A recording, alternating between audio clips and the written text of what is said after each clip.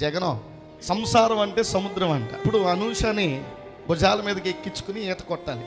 ఎలా ఉంటుందో చూద్దుగానిలే. ఇప్పుడు ఒక్కడ ఈత కొట్టుకుని వెళ్ళడం పెద్ద కష్టమేం కాదు ఏమా. ఇంకొకరిని భుజాల మీద ఎక్కించుకుని ఈత కొడితే ఎలా ఉంటుందో చూద్దుగాని. ఇలాగే గాలి తుఫాన్లో ఒక పెద్ద చెట్టు కింద పడిపోయిందంట. ఎక్కడ? కాలువలో. ఎన్నో ఏళ్ళుగా ఒక తేలు చెట్టు మీద కాపురం ఉంటుందంట.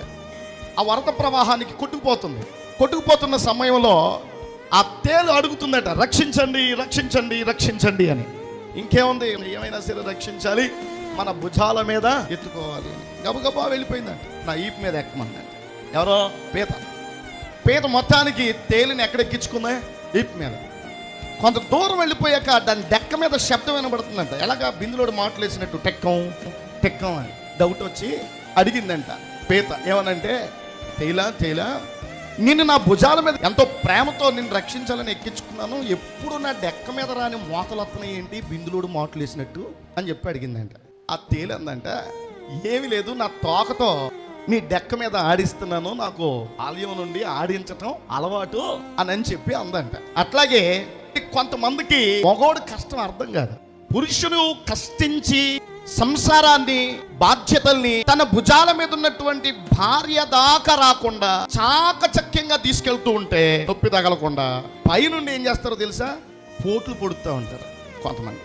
అదే భుజాల మీద ఉండి సంతోషించాల్సింది పోయి, నా భర్త నాకు నొప్పి తగలకుండా, కష్టంగా రాకుండా, ఇబ్బంది పడకుండా, నేను ఏ విధంగా కూడా బాధపడకుండా, కష్టం అనేది నా దరి చేరకుండా, నా భర్త నా కోసం ఎంత ప్రయాసపడుతున్నాడన్న ఆలోచన లేకుండా నీటి ప్రవాహంలో ఈదికెళ్తున్న వాడిని ఎలా కృంగదీయాలా అన్నట్టుగా కొంతమంది టక్కం అని ఆడిస్తూ ఉంటారు. ఇది వివేచన లేని, బాధ్యత రాహిత్యం. ఇలాంటి బాధ్యత రాహిత్యం కలిగినటువంటి స్త్రీలు కాపురాల్లో ఉంటే ఆ యజమాని ఏదటం అలా ఉంచి అంచులోనే మునిగిపోయే ప్రమాదం ఉంటుంది.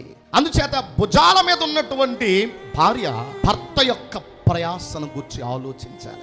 నా భర్త నా కోసం, నా బిడ్డల కోసం, నా కుటుంబం కోసం తాను పడుతున్న తాపత్రయం, తపన ఖచ్చితంగా నేను అర్థం చేసుకోవాలి.